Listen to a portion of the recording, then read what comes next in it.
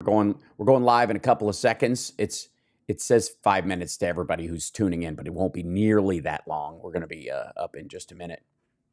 We're just waiting for the Chicago music to come play with us. It's going to be wonderful. I know I'm just going to be doing Glick all morning because I was listening to a clip trying to check my audio feed. It's just going to be, it was a mistake. Good morning, Sherry. What's up? It's Sparklers.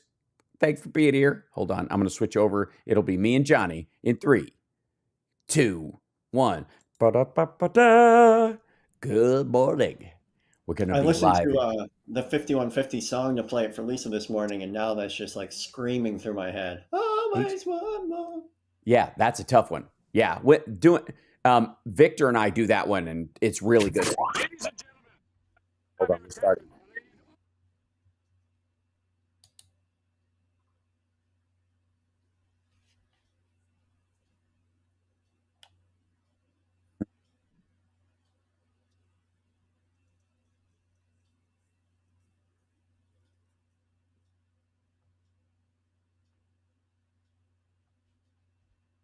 Well, obviously, a lot of news this week, a lot of stories to tell, a lot of details to talk about. But the thing that the chat wants to know most of all is, Johnny Million, is your cat okay? Hal Vickery is not the only one on our chat. She all right? She's on a personal note right now. It's like I'm not trying to be like dramatic about it, but like we took her in for the UTI. And we're going to get some samples done of her urine, and they like actually go into the bladder to get the samples for the they don't trust you to bring them in. Yeah, no, because I'm like, I'm like, I think I've got some on my shirt. Exactly. Yeah. Or you're just going to, go get, default to old habits and go buy some other cat's urine to just pass the test. I got some clean urine. This one doesn't have any steroids or dope like in a cat walking in there with a bag like tucked like under her fur. Bag. What? Why you got to stare at me? It's hard to start. I'm trying to keep it warm. But so when they went in to take it out, they saw a mass inside her bladder. Oh.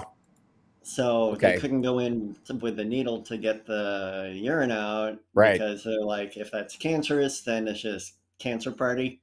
Right. Because you'll pop it and spread the whole thing, and yeah, exactly. So right now we're like, she's 15. We're probably not going to do the chemo thing. We're just like working on comfort. So she's got some painkillers, and we're going to take her to another vet for a follow-up. But she's full of antibiotics. I give her a nice antibiotic shot. So okay, good. All right. Well, our fingers are crossed, and I will be in Chicago the week of my birthday, the weekend of my birthday, because Sexy Liberal is coming to Chicago on the 24th of September. Nice. And so she has to at least hang in till then, so I can give her a hug and a pet when I come and visit. We'll see. So, yeah, all right. Yeah, there's a good chance of that. She's not like withering, but she's going to be resilient. Yeah, cats are strong that way. Now, the other thing is, Johnny, this is a rarity on the HAL Sparks radio program, Mega Worldwide, and yet I'm happy when it does come up, because when it is, it's very important. Is that there are a couple of areas of expertise that you have that are well outside, I would say, the realm of the average human being, or socially acceptable. Well, yeah, I mean that's how it starts, I suppose. Is that you engage in activities that most people either shy away from just because they're good and decent people, or because they're easily grossed out or something like that. But but I'm talking about specifically skills that you have mastered over time. Now, most people know by this point that you are a masterful guitar player. I insist. And if you're listening in Chicago and you hear the bumper music, a good portion of what you're hearing is Johnny Million's instrumental album and tracks from that record. I mean, I've known you as an incredibly skilled guitar player since we were in high school together. From day one, it was annoying. It helps that you have giant alien face hugger like fingers that allow you to play different parts of the neck as if the only way I could play that wide a spread on the guitar neck is if I had one that folded into 3 parts. So, but And there's I remember another. being irritated when I met you. I was like, ah, Jesus, he's funnier than I am. Well, that's, yeah. I stretch further in that direction than you do. I have more natural spread. What? Hey. Hey, come on. So, but there's another area where I am amazed. I've always been in my life a stand and fight type person, so I've never been into the runnings. And you, on the other hand, if we need help and it's far away, you're who I'm going to call. You can go a good. Yeah. I am so pleased that this is where we're going. Yes. Thanks to the, if there's an apocalypse going on and we need somebody to go, pick up the communication and bring it back old, Greco-Roman style, we can send you off and you'll be back in a relatively reasonable amount of days. Whereas I would have to probably camp out after sprinting 4 times over the course of 5 days. Now, the reason I'm asking you this is because you would be the perfect person to judge the gait, stamina, and speed and efficiency of running of one Josh Hawley, who was literally, insofar as we know, the only laugh out loud moment in the January 6th committee hearings. And if you listen to and watch the actual committee hearings and you on a feed that allowed the audio from the room at the same time the clips were playing, which they turn off, by the way, on C-SPAN and some of the others, like Midas Touch and some of the others, they actually keep it going. And if and I think actually, quite frankly, some of the bigger news organizations keep theirs on as well in case something occurs, but they don't air it while they're showing it. That the moment from Josh Hawley giving the fisting the Trump supporters, amazing. From the moment that he the hot cut that they did from him doing that kind of like, okay, here I go, jog, like up. There was a personality to it that quite frankly brought the house down. It was the single biggest laugh. And it's like a juxtaposition of the 2 topics we're talking about, like funny and running at the same time. Your thoughts on what? Honestly, his form Yes. is decent. Yeah, sure. The clip where he's running from right to left, he's got he's leaning forward a little bit. He's not heel striking too bad. He's like in the middle of his soul. So like he seems to be an experienced runner. Right. He would make, like, I mean, if you were picking a career for him, escapee. Sure. That'd be you know what? He'd make a great coward. He has a lot of those traits. Especially he seems like he's way ahead of us. Right. The fun part of being a coward, which is like being all like puffed up and, beating your chest at first and then running, because that's what makes it entertaining. If somebody's just a coward, it's kind of a little sad, but it actually has some entertainment value when they precede their cowardice with moments of sheer ego. That's what I enjoyed. And I mean, I found that picture of him holding his fist up particularly funny anyways, especially considering the kind of like brash wannabe machismo of the current younger level of the Republican Party. You know what I mean? A lot of gun wagging, a lot of, ironically, there seems to be a spectrum physically of these people. They either look like Ted Cruz, which I'm just saying, speaking of people you could outrun with 1 flight of stairs. And then the other end of the spectrum being Josh Hawley, who as tough as he wants to come across, and is of course how romantic his kisses look with his partner. I'm going to use the word partner because I've never seen that word. I've never seen that word apply better to a kiss in my life. I'm like, oh yeah, that's how you would kiss your partner if you were both, I don't know, launching a bakery and you'd never met. But He always looks to me like his suits are still on the hanger. You know what I mean? Like there's an element of like, at least Paul Ryan tried to look like a reject from NSYNC. You know what I mean? I'm going to be the buff one. Right. Hal Vickery, thank you for the regular contribution to the show via Super Chat. Thank you to the regular supporters of the show for keeping us on the air and making this possible. We are certainly ice skating uphill in the world of media, and it is because of you guys that we are here. And I can't thank you guys enough, especially our Patreon supporters, patreon.com/HalSparks. That is the most consistent thing that keeps us on the air. It's the one thing we can count on to make sure that the show continues to exist when the natural ebb and flow of the economy occurs. It's our long-term supporters that help us be here. So, and our Twitch subscribers and members on the other sites as well. Those are another way you can be consistent and support the show. Now, I hate doing that stuff, but I gotta. Otherwise, people forget. Yeah, you gotta. And then, and it beats doing live reads of lotion or My Pillow.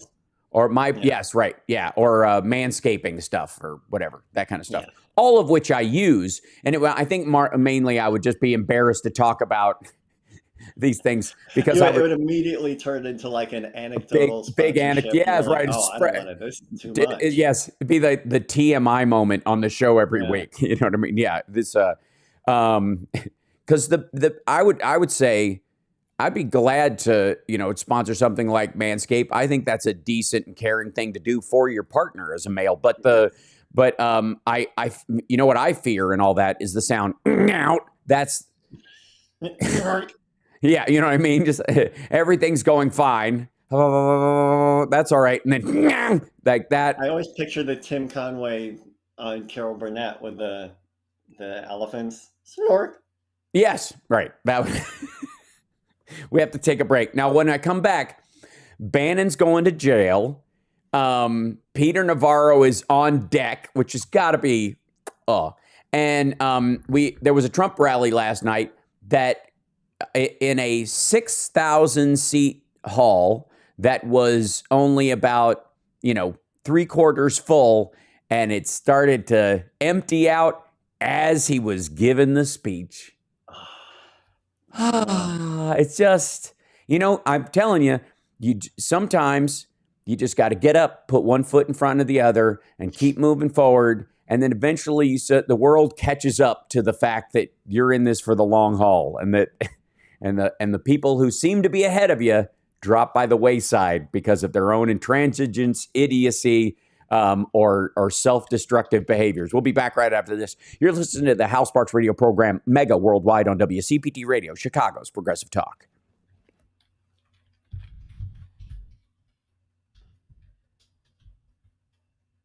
Chat is saying that CPT is not on the air. Hold on. Super modulated and robot-y. Rats. I mean, even right now, as we speak. Check. All right, I'm going to reload it. Give me 1 second.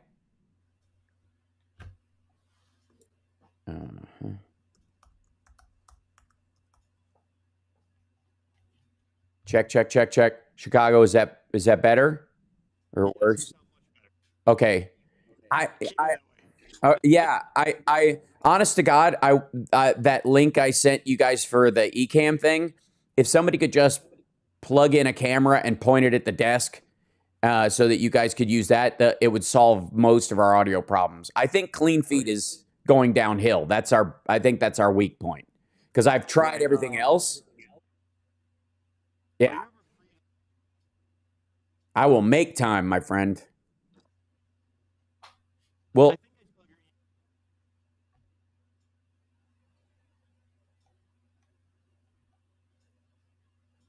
three. That'd be great. I mean, even if it's just an old webcam so that it recognizes it. The other thing I can also do, if we really get pinched, is I can bring you in through Restream. But, yet again, that's one extra loop in it, and I would rather get it as singular as possible so that, there's a few moving parts to mess around with. That seems to be the problem. Today I'm going to reload in every break so that each, in case it becomes a matter of like how long it plays out and if it gets weird, we'll just do that. So, yep. Excellent. Yeah, no problem. I'm doing my best. Okay, this is.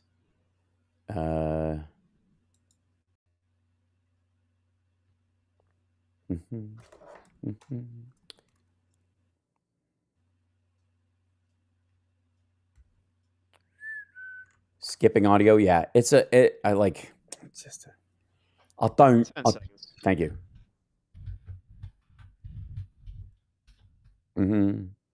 So I think it's the.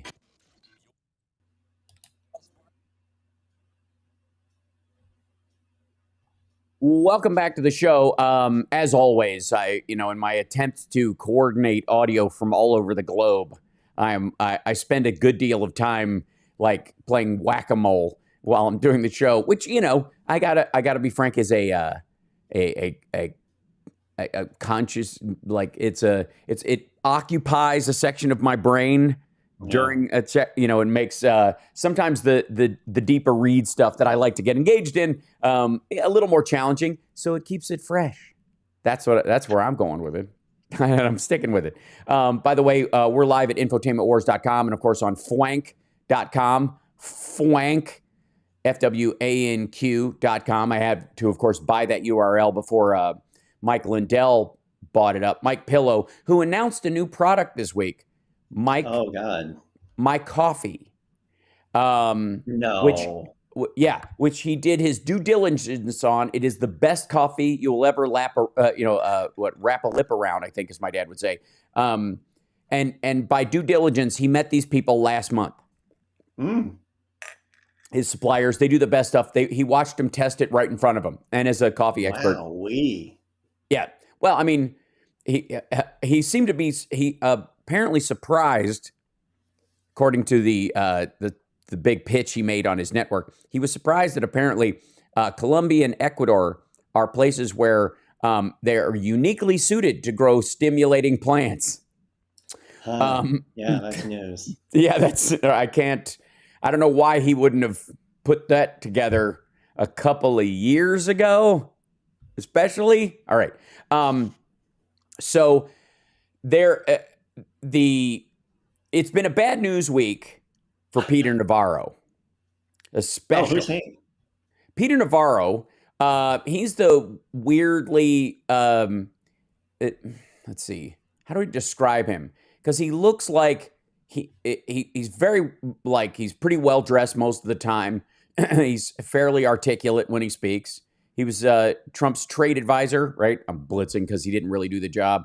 And apparently, he's basically just, there's like this weird parade of sycophants that if they weren't working at the DOD or they weren't working, specifically on national security or in his legal team, he was just filling spots with people he could whisper to. Basically, it was the worst part about the parade of sycophants is the awful stuff they throw from their convertibles during the parade. Yeah, it's true. I will often avoid that entirely. Condoms. That's why you bring a that's not the kind of sycophant. That's not what sycophant means. Yeah, I was just trying to think of something bad to throw during a parade. It's pretty bad. That's pretty bad. And now anytime you invite me to a parade, I'm bringing a tarp like it's a Gallagher show because I don't trust you. I like that. That's pretty bad. Bad. What kind of tarp? What kind of parade is this? None of your business. I'll show you when we get there. All right. So, Bannon was convicted on both charges this week. It was open and shut. And my favorite part of the entire thing was the fact that he, every day he's been defiant about stuff because he seems to buy this idea that being mouthy is enough to protect you. Yeah. I got news for everybody. It ain't. It works for Trump because other people are hugely invested in him not getting caught. Yep. That's how it's worked in New York for years, is that there's so many people in the system of New York, including Rudy Giuliani back in the day, that were so intertwined with his crime and his tax evasion and his, scamming HOAs and renters groups and all that stuff. There was and his mobbed up, and Russian connections where they're actually running gambling and human trafficking out of his building, out of Trump Tower. That they have to protect him. So it isn't that his technique of being over the top and mouthy and confrontational and punching back and all this stuff worked. It was that it wasn't enough to cause harm to the protection racket that he was engaged in. Right. And the problem is... It's not that he's bulletproof. It's that there were a lot of people with dustpans and brooms behind him. Yeah, or throwing themselves in front of him because, if they don't catch the bullet, they'll, for him, they'll catch the chair. There's a chance, there's, they're choosing woundings over survival in that regard. So and we looked at this with Michael Cohen. I mean, they should have learned this lesson with Michael Cohen. No one was closer to Trump, arguably, that's gone down this hard than Michael Cohen. I mean, he was literally his fixer. He only had one other client, apparently, or maybe two, because it was client number one was Trump. Client number three was Sean Hannity. I forgot about that. Right? And we still don't know what Michael Cohen, quote, fixed for Sean Hannity. That in and of itself is a book waiting to happen. So, but they should have learned that if Trump's not going to protect Michael Cohen, knowing as much as Michael Cohen knows, and just let him go to jail, even when he defended him. He went to the mat for him. That unless Steve Bannon thinks he's got something on Trump that is so powerful that Trump has to protect him in some way, I don't know why he thinks this will work, other than the fact that he is an egomaniacal moron, which is obviously a factor you have to birds of a feather into this circumstance. Now, right after he got convicted, he came out and said that he kept calling this was going to be the misdemeanor from hell. They've been doing this laptop from hell, hard drive from hell. He's the one who screws up the fact that there is no Hunter Biden laptop. And I repeat, there is no Hunter Biden laptop. There's no laptop. There never was. There's not going to be. It's all manufactured.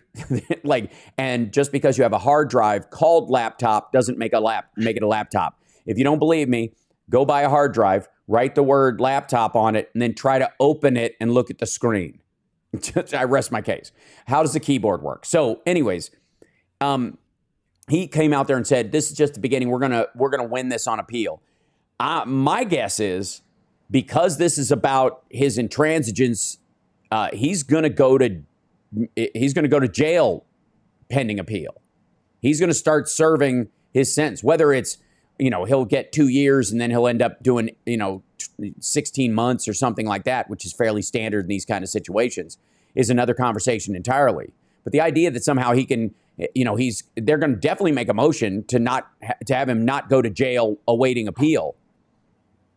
But there's no real reason logistically why you would do that as a judge, because he's a flight risk. Period. End of story. The man, one of his best friends is a Chinese dissident, alleged dissident, and that's the problem you have, who has a giant, yacht that he could disappear to in an afternoon. If Navarro can't fly to Tennessee without the DOJ having reason to believe that he's going to skip town via Nashville, you sure as heck can't let Steve Bannon roam around with the kind of folks he knows.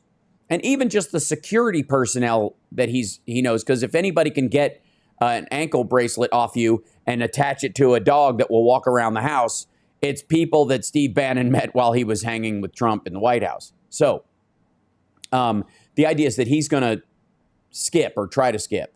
So why wait so long to sentence Bannon, I wonder, says Deb B in our chat. I would say it's a standard amount of time.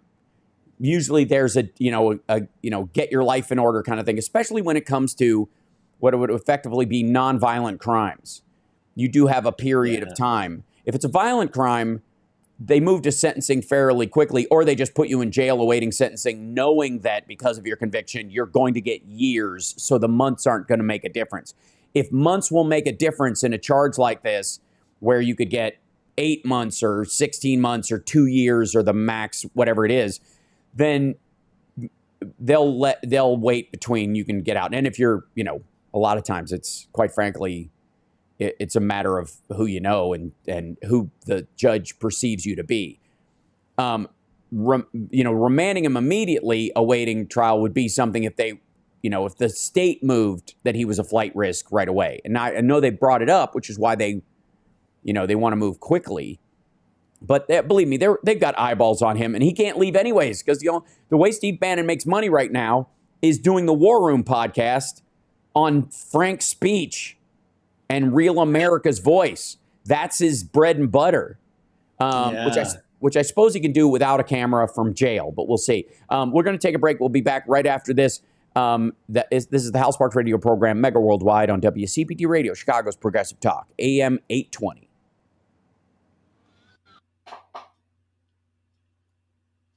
All right, I'm reloading my page again because that's how I roll. I bet it'll work.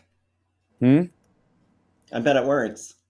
Yeah, I hope so. And I'm going to keep doing it even if it's unnecessary at this point because, there's a couple of other options, as far as like how people get podcasting guests in that I could use as a routing source for something, but grumble. The hard part is making an internal mix minus on the computer. The computer doesn't want to do that. It wants to share everything to everything. Yeah. Or not at all. Because it knows most people don't understand what a mix minus is, and they'll try to send audio and create echoes or feedback, which is even this software calls it echo cancellation. Hold on one second. I'm going to turn off echo cancellation in the software because we're not feeding. It'll take a second, and hopefully it doesn't mess with too much. Can you check for me, Johnny? Check 1 2. Checking 1 2. Okay, Check gotcha. 2. Say something. 2. Check 2. Checky 2. Okay. Boo. All right. Checking. See, that seems Odd reason. Still checking. It's okay. Never mind. I turned it back on. I was trying. Okay. Check 2. Lips and volume. Sounds cleaner. Okay, cool. He's one layered up, smelly mofo. Oh, God. I mean, I have to say, of all the things I do for my show as far as clips, it is as far as the God damn, where I just can't. It's Steve Bannon, Rudy Giuliani, and they're almost tied, and then Trump. Just looking at them is as entertaining as those Trump outtakes were, I had a really hard time enjoying them. Well, especially when he gets mad, and when he gets mad, you're like, that's how he treats people all the time around him. That's just who he is. Yeah. It's why I'm, whether it's dates or new friendships, or back in 20. Thank you. Whether it's dates or new friendship, or quite frankly a matter of meeting new friends. If you're mean to people behind counters or people who work for you, you can be stern with people who are supposed to do their job. I don't have a problem with that if you speak frankly. But if you just attention, petty. Stop what you're doing. Because we're coming back to the HAL Sparks radio program, Mega Worldwide. Oh my God! They went a little crazy with it, and I appreciate it. Now let's get back with HAL Sparks radio program, Mega Worldwide. I have to say that one of the the only really truly distressing things to come out of the January 6th thing, because again, I live in what I would refer to as a constant state of optimistic stoicism. I don't worry about stuff I can't control. I do everything that is within my control, and I don't fret over things that are outside my control too much because it doesn't help, and it deprives my brain of oxygen that should be going to other places. Worry is weaponized imagination, and I try my best to not participate in it as best I can, unless that allows, it's not worry if you're planning for an eventuality. That's my thought. Worry is when you have no control over the eventuality and you're just fretting about what happens. You're catastrophizing effectively. And I try to avoid that as much as possible. Yeah, that's the name of your novel. Future tripping. In the future, robots will worry for us. Yes. Life. Don't talk to me about life. Nice. The only worry that I have that comes up, and the only thing where I was like, eek, is the Secret Service story. Now, when Cassidy Hutchinson told the story that was relayed to her by a member of Trump's Secret Service detail, a former member of Trump's Secret Service detail who had been moved up into his staff, they told her, as she related, that on leaving the ellipse, Trump reached over and he said, take me to the Capitol. They said, no, we're going to the White House. It's not safe. There are people. We know for a fact there are people in the trees with guns. We're not taking you there. We can't guarantee they're all on your side. He's like, yeah, they are. And so, in spite of saying, they're not going to hurt me, or they're not. They're not there to. They're not there to shoot me. Was the alleged thing. But even that, he says, take me to the Capitol. They're like, no, we're taking you to the White House. It's not clear. We didn't clear it. And why didn't they clear it? Because no official request was made or plans created to take him to the Capitol in the first place. Now, why would you do that? Why wouldn't you, if you were going to go to the Capitol, if you were even thinking about it, why wouldn't you talk to your team and the Park Service and everybody else and say, I might, on a whim, decide I'm going to go up to the Capitol and stand on the steps and say a few words while the count is going on? Why wouldn't you let those plans be known and plan for it? I'll tell you why. Because that would have beefed up security. Oh, God. The reason there were as few Capitol police guarding the outside of the Capitol is because there was nothing written in Trump's prepared remarks that day that said, let's go to the Capitol and I'm going to walk down there with you and we're going to go tell them, we're going to give them the strength to do what they need. If the draft version of his speech had been seen by, and they had gotten a permit for a march, any of that stuff, there arguably would have been gates up in front like you saw after the fact. There would have been way more security. Everybody in the House and the Senate and the mayor of D.C. would have gone, whoa, wait a second. Okay, yes, now we need at least 1,000 people to cover the entrances, exits. We're going to need more than just bicycle racks. This is, bicycle barriers. This is serious stuff. We're going to need some serious security. Yeah. Now, everybody in the White House would know that. Everybody on Trump's team would know that. They would know that if you announced that you ahead of time that you're going to the Capitol, security would be heavier. So what would be the primary reason? And normally you would announce ahead of time. And normally you would plan ahead of time for the safety of the president and the people who are there and to keep just a crush of people. If you had a big rally of humans, just to keep them safe, you would arrange like a grown-up you would plan this out. Where's the route going to be? How far are you going to go? He thinks that keeping these little secrets and like having these little surprise gotcha Mr. Reality host guy is like always going to play to his favor. See, I think it's worse than that. I think if you're planning on attacking the Capitol, you need security to be low.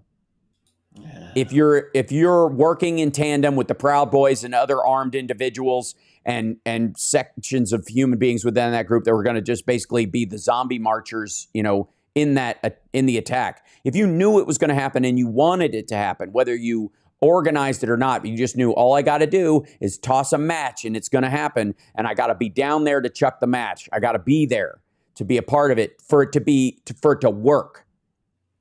Well, you can't tell anybody. You can't plan a parade because it will raise all that stuff about I offered them 10,000 troops and they didn't take it. Well, first of all, no, he didn't. It was never written down. Christopher Miller wrote a memo saying that Muriel Bowser could have the National Guard troops she'd asked for, but they couldn't wear body armor. They couldn't engage with people. They couldn't engage in surveillance. They couldn't watch people. They couldn't carry batons. They couldn't carry shields. They couldn't carry live ammo. I mean, they were basically just, old-fashioned traffic cops. Yeah. Even traffic cops are more armed than that. But that was the rule from Christopher Miller. If you're going to have these 380 National Guard people, they can have nothing on them. Nothing to defend, no defensive weapons, and certainly no offensive weapons. So she had asked for 380, mostly for crowd, for crowd control on the platforms for the subway in DC, because there were going to be a lot of people coming to the rally, and some traffic. That was it, just to help reroute people around. Because the idea was they weren't going to march to the Capitol. They were going to have a gathering on the ellipse, and then there was one other parade, and we'll have some cops around that. But that's basically it. If Trump had said, and it was in his written remarks on the 4th, he put in the part, let's go down to the Capitol. That part, his plan on going. That's all me. He put it in the remarks. So why did he take it out? Because if it was in there, security would have been stronger at the Capitol. If it had been announced, the attack would have been even less successful. That moment was for me, the awareness of guilt moment. That he and his team knew that what they wanted to have happen on Jan 6 happened, but the reason it wasn't successful is because he didn't get to carry out the rest of it because it had to be spontaneous. And he even had to hide it from Tony Ornato and Bobby Engels and the people on his Secret Service team. Because if they got wind of it, they would have filed the necessary paperwork. As much as they're on the team, they would have had to send agents down there to get people out of the trees and scan the area and pull people back if the president was going to, go around. Look at all the stuff they had to do just to drive him around after he was in Walter Reed. They have to do those things because if he dies on their watch because somebody decides that, to take him out like Cyrus and the Warriors, like I might be on his side, but sometimes it's better if, some people have to make the sacrifice, right? And that's a concern. They have to think about those things. Even if they're on his side, they have to do this. And just by filing that paperwork, the people at the Capitol would have gotten wind of it, the Capitol Police, the DC Police, everybody would have gone, wait a minute, he's coming down here now? All right, if he's going to lead a group of 10,000 people or more down to the Capitol, we're going to need barriers up just in case anything goes south. Not only, by the way, to protect us from his followers, but technically to protect him from his followers. Why do you think he spoke behind plexiglass at his own speech?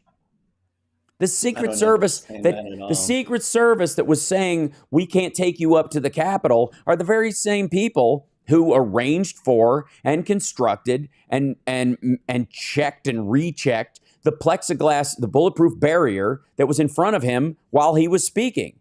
And even with that, even though they were shielded from the public, they came up on stage behind bulletproof glass.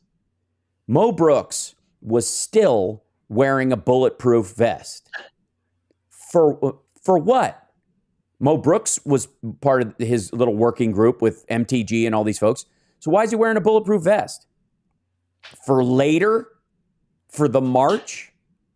And now that Mo Brooks has been, tossed to the side by Trump, we may eventually find out he lost his seat because he was insufficiently loyal to Trump. So there might be, it may be, maybe Trump's got something on him and he can control it, and he can keep him from talking. But he wasn't loyal enough. Amazing. Right. Well, because he said we need to look forward to 2024 and stop talking about 2020. That was his crime. He said it at a rally. Oops. That was the end of it. He No, lost. I don't want to say the election's over. That just made me so angry. Right. So the Secret Service, I mean, there's a real concern that there's members of the Secret Service who are more loyal to Donald Trump, the man, than the country itself. That's a problem. Now, as far as Biden's safety, I'm not worried about that because they're not that kind of disloyal. None of them are assassins in waiting. That thought is not a reasonable one. It's a little silly. And the idea that they won't protect him is also silly because those guys aren't on his detail. The people that are on his detail largely are people from the VP detail that he had and a couple of others that have been added on. Everybody knows that if something happens to the president, our economy collapses and all that other stuff. So even if they don't particularly like the dude that they're protecting, they will protect him for the good of the country. And that's how they get to be on that detail. So I'm not worried that they're not going to do their job. Right. But the hiding of those text messages are about protecting Trump's legacy over their own integrity, honesty, and the rule of law. Because what are they really hiding?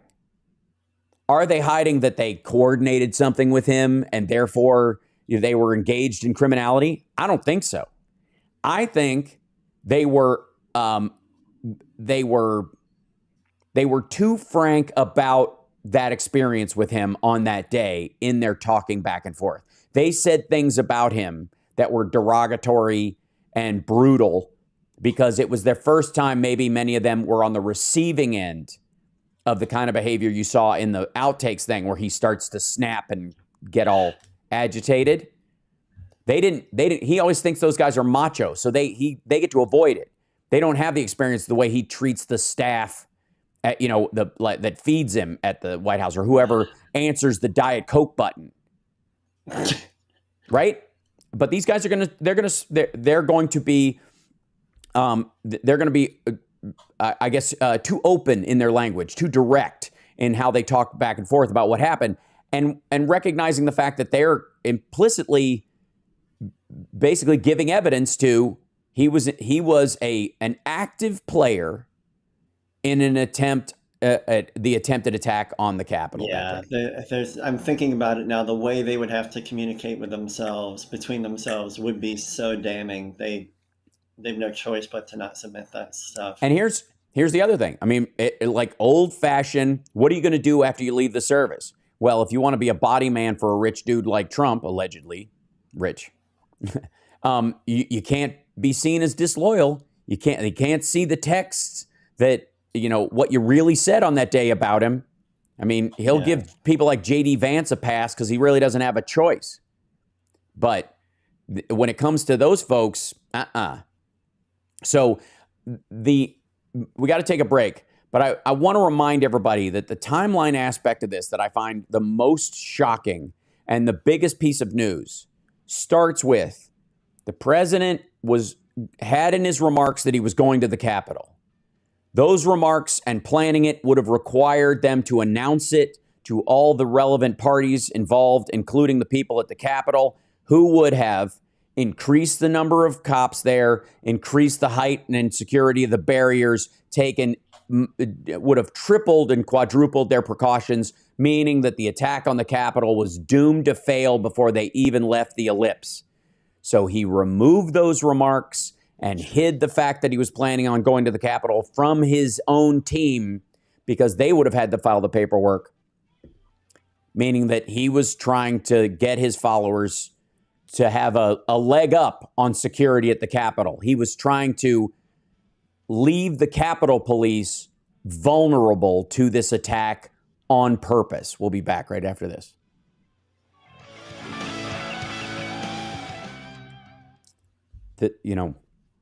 That part of the timeline, I think, needs to be hammered and hammered and hammered by the Jan 6 folks. Because when they brought it up, I was like, that was one of the things I like, where you're like, the idea that Trump has a certain level of plausible deniability in Georgia. We've talked about this a little bit, and the reason it won't save him is because he had other remedies, and the remedy he chose was the illegal one. So it doesn't matter if you think you're in the right. You chose to circumvent your legal options and do some sort of vigilante move where you're like, I know there's 100,000 votes. Just give me 11,800 of them. We'll figure out the rest of them later so I can stay president because it's being stolen from me. That belief system. Well, you have 8 or 10 different ways to deal with that. And instead of going through them, you tried to go around them, which means you either didn't. Sorry. That's okay. Hal's Mason jar cup warms my southern heart. Yes, Summer got these for me, and as a Mason, she tries to get me little remindery things every so often. Anyways, coming back in 20. Thank you. The hold on, we were. What was the? By the way, what were you thanking them about? Did we? Berkeley Dowd with a super chat. Oh, excellent! Thank you. See, is that so difficult? It's just. You're allowed. Speak up, dear boy. I know I'm only on one day a week. We're coming I back. get it. I'm going to have to jump on GarageBand and start sawing something together. This is the HAL Sparks Show. Wow. And a guitar note, and then progressive. And all that. Yeah, it's going to be good. Hey, Hal, did you mean something like this? This is the HAL Sparks Show. And a guitar note, and then progressive. And all that. Yeah, it's going to be good. The HAL Sparks radio program, Mega Worldwide. Yeah, it's going to be good. Thanks so much. Dawn88 in our chat gave us a super chat, which we greatly appreciate, and said, thank you for this, Hal. It helps to have you clearly explain this information. Again, this is one of those things that we all love our true crime. Did you binge some true crime during the current unpleasantness, Johnny Million? Did you ever get into any of the? Did you binge any true crime during the current unpleasantness? Over the last couple of years when we were in lockdown or anything? Oh God, yes, yeah, I went crazy with it. Did you watch I'll Be Gone in the Dark? Yes, yeah, the whole Patton Oswalt connection really got me sucked in. Right, like the Netflix has one on the Night Stalker, which is really heavy. There's one called Sons of Sam, which explores a possibility that David Berkowitz was part of a group that was doing this, and that's why they had a hard time pinning a couple of them on. He admitted to all of them because he was going to be the whoever gets caught, you go down for all of them was kind of the idea behind it. It's pretty fascinating stuff, but a lot of it has to do with timelines. What'd you do and when? Why'd you do it? If you watch Only Murders in the Building, the who, the what, the why, and the why now. And then the why now is very crucial in understanding Trump's behavior leading up to January 6th.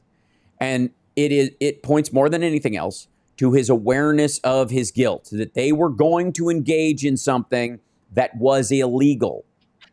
And this, I can't stress this enough. By not informing the Capitol Police and the Park Service and the mayor and the House and the Senate that he was planning on walking down there ahead of time, he was intentionally putting the Capitol Police in physical danger with the understanding that some of them had to be the broken egg, the broken eggs in this omelet. That some of them were going to have to go down to secure this. You're going to have to fight like hell. Well, who are they going to fight like hell with? Capitol Police. Capitol Police, he had intentionally left unprepared for what was coming. He engaged in a conspiracy. It is so plain. Yes.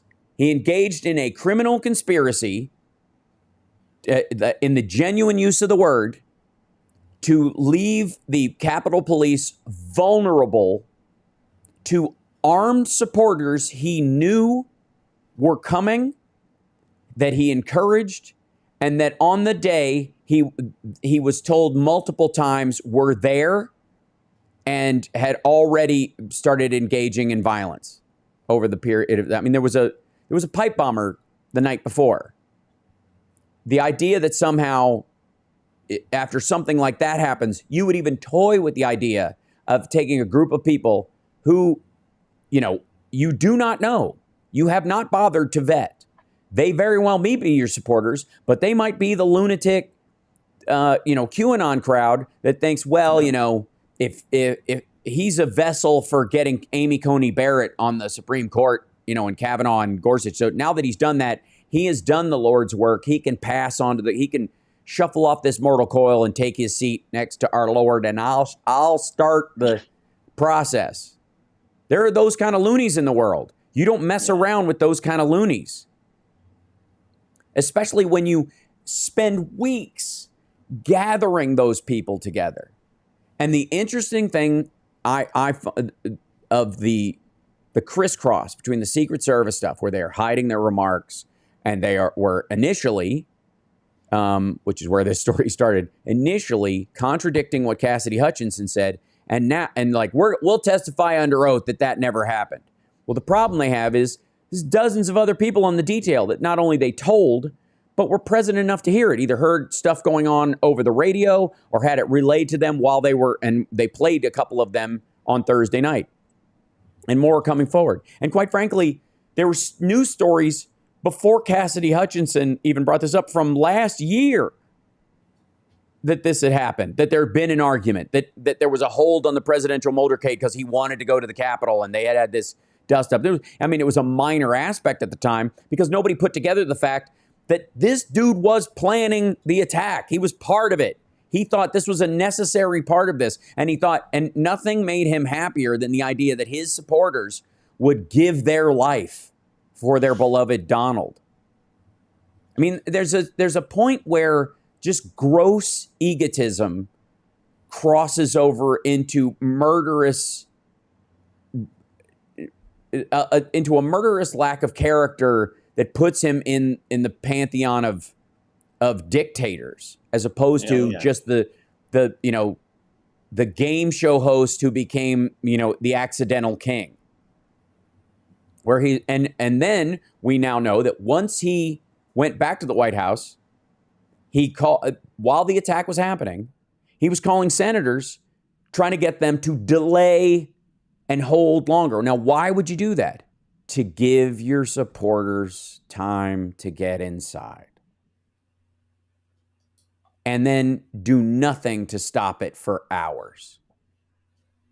Almost 3 hours doing nothing. Not talking to the Homeland Security. Not talking to the DOD. Now, again, lucky for us as a country that all those moves to make our government, so small you could drown it in a bathtub have not worked. And a lot of the bureaucracy and regular order of business means that DHS and DOD and other groups kick into overdrive and start handling things in spite of what the president says. He can't call off help in those situations.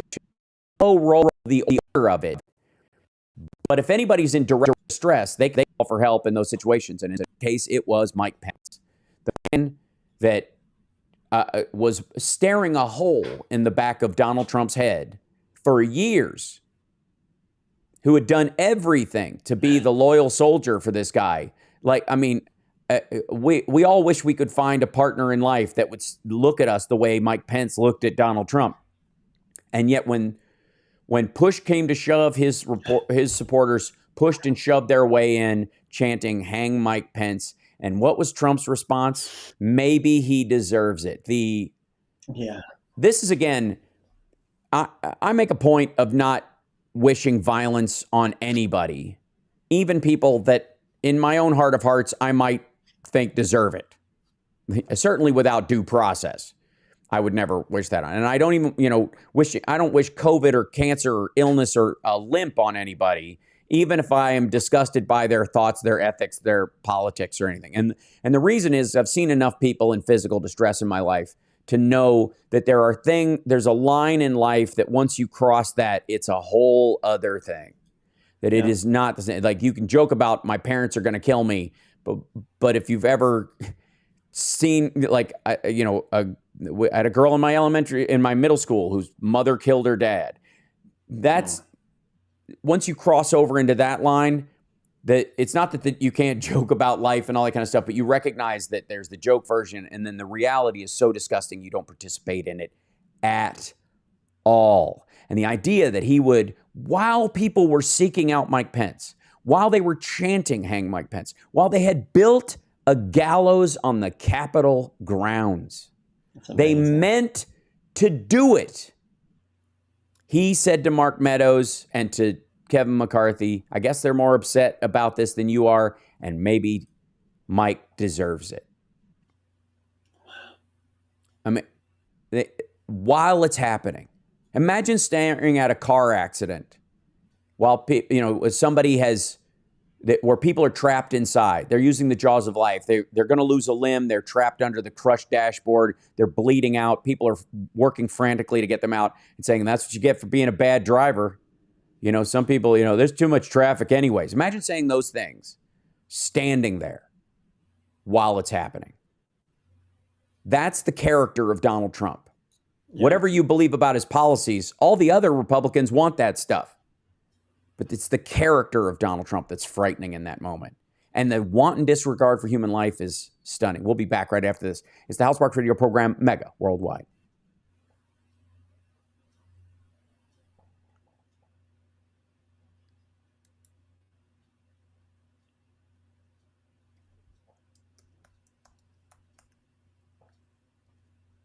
Your audio is sounding bad again. Yep, I just reloaded. Sorry. Sounds a lot better now. I didn't do it during the last break. That was my mistake. So I apologize. We're at break right now, right? We're good?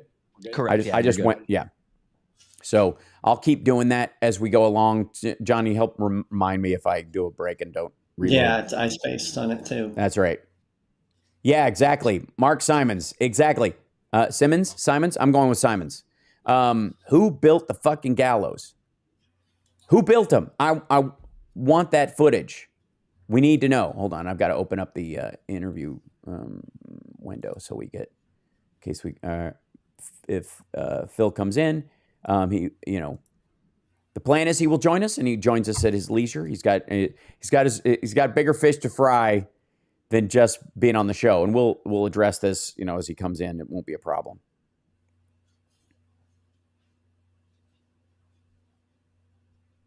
Mm-hmm.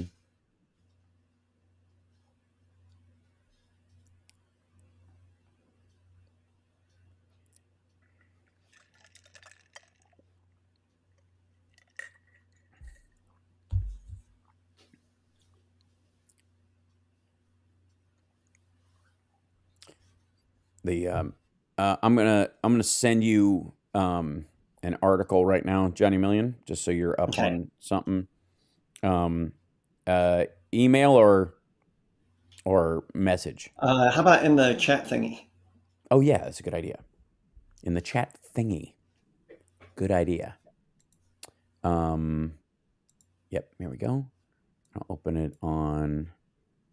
There we go. Because this is there's a ton of this stuff, but there's. Oh, wait a second, I'll find it real quick. Here it is. You end up sitting in these situations where you're like, very few. I keep forgetting to be surprised by these things, and yet I am. Occasionally, it's rare. Where you're like, oh yeah, I forgot. Yeah, I'm dealing with a monster. So I got the Ross story. Yep.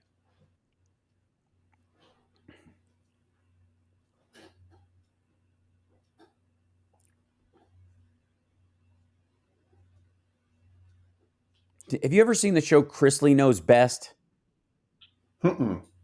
Okay. It's one of the most ridiculous reality shows I've ever seen. It's like the Paul Lynde Family Hour. Dude is so clearly, super clearly gay. He's gay. Mm-hmm. Like there is no two ways about it. Sure. Just don't. I mean, it. And again, in this day and age, I'm almost by it in the 70s where you had to keep it quiet. You know what I mean? When you're Paul Lynde or you're Charles Nelson Riley. Now, like, what are you Now doing? It's weird. Who cares? Yeah. You know, and well, we also increasingly know that in certain parts of the country, especially, you know, after the Clarence Thomas ruling, that a lot of people do actually, and that they're probably in the South an increasing number of closeted people, because the arc has bent so much the other way that the LGBT community is viewed as a powerful political force. And once you're talking about power structures, people can afford, now I can be mad at them because they have power over me. So therefore, I'm allowed to be bigoted again. 20. Thank you. That's what's really, that is happening, right? So anyways, he just went to jail. He and his wife are going to jail. They're getting it looks like 20 years they're probably going to get for the same stuff Trump did in New York. That's amazing. Yeah.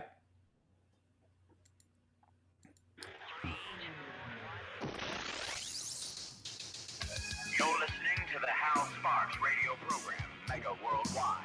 I had people walk out of me before, but not when I was being so charming. Video streaming at halsparks.com. I don't care for you if the putrid sludge you're troweling out. Puss-faced little pimp stick. True progressive talk. Might be a good time for you guys to give up. I was just, by the way, we're waiting for Philip Bittner to join us.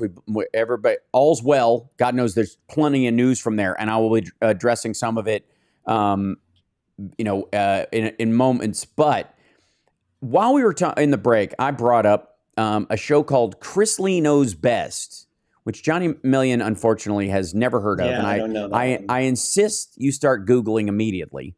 And this guy, Todd Chrisley, and his wife, you don't even have to watch the show to know what I'm talking about. Simple photographs, and you're like, oh, I see. Again, I had a friend, a dear friend, who was closeted for years as an act of both self-protection and as, probably elements of personal denial. God knows, what people, especially before sort of the wave of LGBT rights that we've been in for the last couple of decades existed, people had to make all kinds of decisions about their lives and who to tell and who was safe to talk to and not, and yada, yada. So I always felt, I had my friend where, we'll call him Dan. And my friend Dan was in the closet, but his closet had a glass door, let's just say, right? That when he finally came out to his mother, she was more concerned that he was HIV positive than that he was gay. She was very afraid because he told her, he's like, I have to tell you something. I need to tell you this. And she was really nervous. And he sat down with her and he goes, I know this is going to be heartbreaking and scary for you, but I need to finally tell you this. I'm gay. And she goes, I know. What do you need to tell me? Right. And he goes, just that. She's like, oh, thank God. I thought you were dying. She's like, yes, I know you're gay. Everybody knows you're gay. You're gay. It's okay. It's like in Kids in the Hall brain candy, I know you're gay. Or what knows you're gay? Dogs know gay. Just gay. Right. That part of it, sort of an ongoing in this particular character. Certainly, once he came out, he was much easier time expressing himself, and we didn't all feel like we had to jump through hoops around it. But my friends would sometimes say, Hal, I was like, Dan's girlfriend's coming with him, and they're like, Hal, Dan is gay. And I'm like, no, Dan is straight. And they go, Hal, he's gay. I'm like, you don't understand. Dan is straight. Dan says he's gay. It's not our job. We're not in charge of deciding when Dan has to be open about his sexuality, especially in a relatively hostile world. That's not us. So he's straight and says otherwise, right? And because this was the 90s. It was actually choppy to me and you. Yes, I'm getting that same thing. Hopefully we'll be able to remedy that. Is it everybody's or mine? It seems a bit odd. Audio-wise, that's a part of the whole thing. But we'll see. Chicago, is audio coming your way? I just check in. Just making sure. We can hear you sounding bad again. Okay, hold on one second.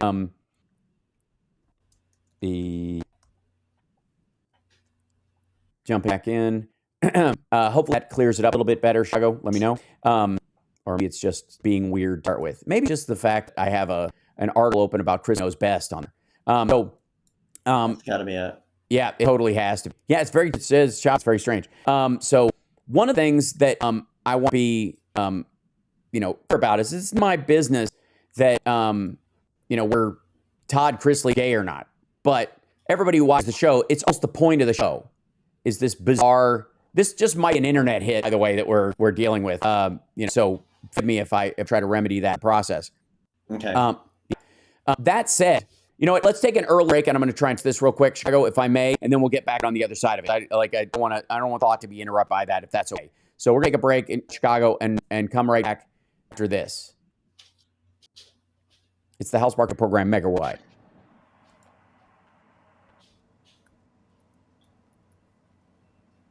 Restarting next, and then hopefully it smooths out. Hey, there's Philip at least joining us right in time for my audio to be all wonky, so it'll be good. It's all luck.